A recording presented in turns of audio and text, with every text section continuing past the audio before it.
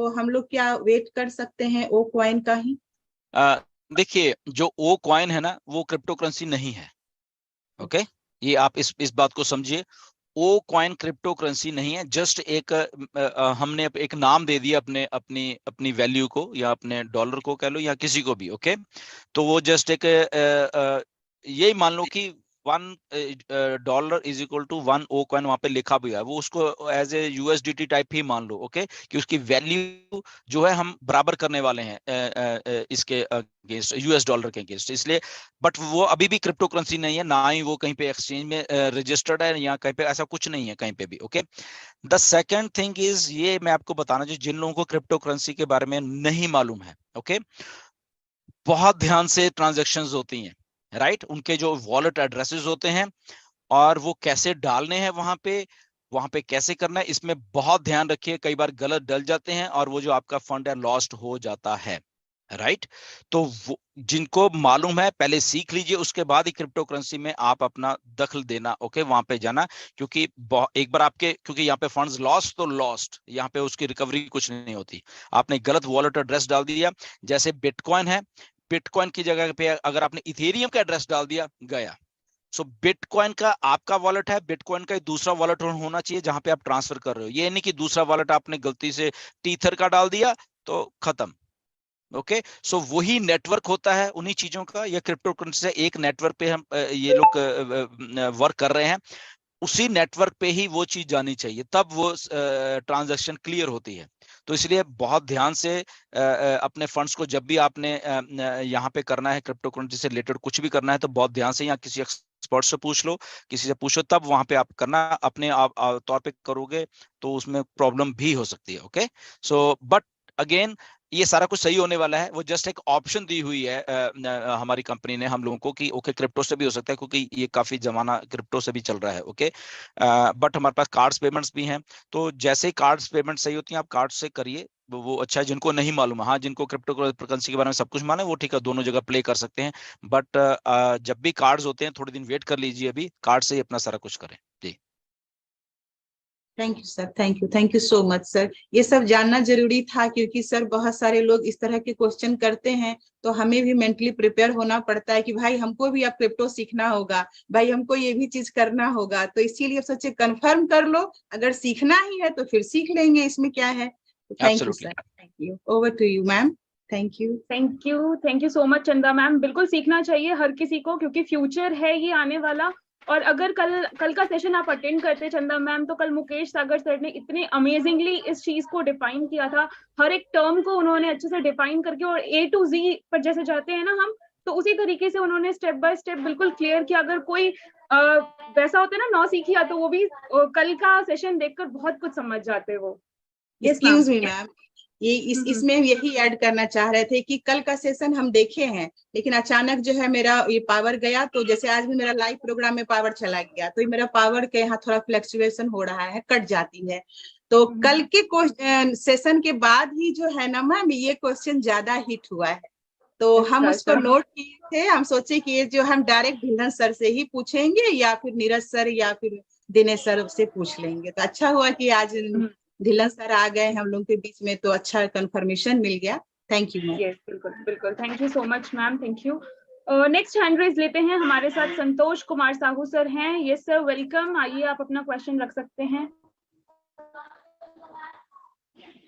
Thank you ma'am, मुझे invite करने के लिए। और फर्स्ट ऑफ ऑल मैं तो गुड मॉर्निंग हमारे ढिल्लन सर जी को करता हूँ।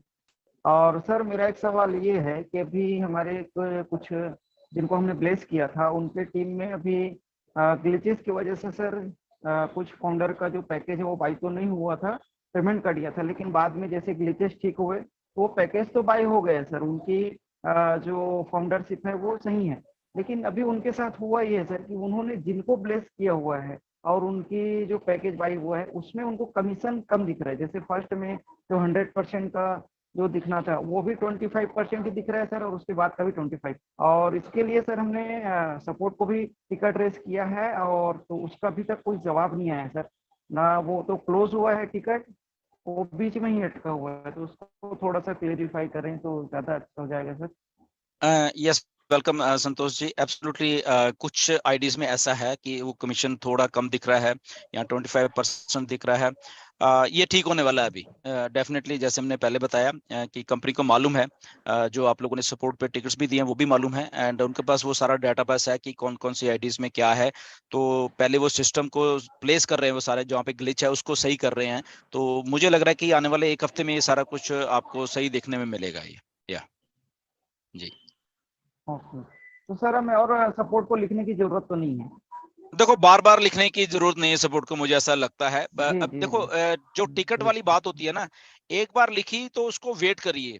For example right, may be 2, 4, 5, जी 10 सर। दिन वेट करिए। फॉर एग्जाम्पल सपोर्ट ने टिकट को क्लोज कर दिया, ओके, फिर भी क्लोज करने के बाद 1-2 दिन वेट करिए, एंड उसके बाद फिर उनका फॉलोअप लिए कि ऐसा ऐसा मेरी प्रॉब्लम सॉल्व नहीं हुई। कई बार क्या होता है सपोर्ट ने टिकट क्लोज कर दिया है कि आपकी क्वेरी सही होगी या वट एवर, बट आपकी नहीं हुई होती, ओके। तो वहां पे क्या होता है कि मे बी वो दूसरे तीसरे दिन जी सही हो जी जाती है अपने आप, क्योंकि वो प्रोसेस में लगे होते हैं या क्यू में है आपकी वो चीज। टिकट पहले क्लोज हो गई है और आपकी चीज अभी सही नहीं हुई है, बट वो क्यू में है, ओके, वो लाइन में लगी हुई है, वो 2 दिन के बाद होगी। ऐसा क्योंकि 3-4 फाउंडर आए मेरे पास, उन्होंने सर सपोर्ट में टिकट डाल दिया है, तो सपोर्ट ने सर 2 दिन बाद क्लोज भी कर दिया, हमारा ये नहीं हुआ वो नहीं होना। तो अगले दिन वो आ गया, नहीं नहीं सर रहने दीजिए प्लीज, वो हो गया काम हो गया। तो इसलिए मैं बता रहा हूँ कि बंद होने के बाद भी वेट करिए 1-2 दिन। अगर हो गया ठीक है, नहीं हुआ तो तीसरे चौथे दिन फिर आपको रिमाइंड करवा सकते हैं कि मैंने ऐसे किया था, आपने टिकट क्लोज किया है, बट स्टिल ये मेरा प्रॉब्लम सॉल्व नहीं हुआ है, तब फिर आप डालिए वहां पे। बट रोज रोज टिकट डालने की जरूरत नहीं है। ओके, ओके, ठीक है, Yes, thank you thank sir. you so much, sir. Thank you. Next hand raise है प्रग्नेश वर्दे सर का। वेलकम सर, आइए आप अपना क्वेश्चन रख सकते हैं sir. Thank you so much Nagma ma'am. Relate sir 3-4 सवाल मुझे आए हैं जो मैं आपसे यहाँ पे रखना चाहूंगा ताकि सबको आंसर मिल जाए। सो नगमा, हमें अटेंडेंस के हैंड रेज ले रहे हैं हम लोग या नहीं ले रहे?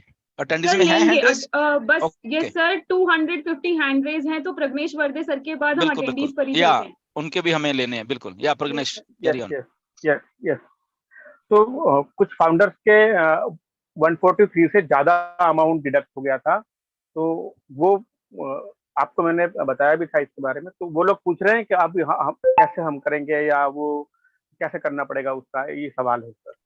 या देखिए, कईयों के जो 143 डिडक्ट हुए थे उनके वॉलेट में भी आ गए, जो फंडिंग वॉलेट में, तो कईयों के पैसे आए हुए हैं वहां पे, राइट, कि वो नेक्स्ट परचेज उनसे कर सकते हैं। बट कईयों के नहीं आए हैं, ये भी एक बात है। ओके, वो मालूम है वैसे, आई थिंक सपोर्ट को ही मालूम है जो टिकट्स गई हैं।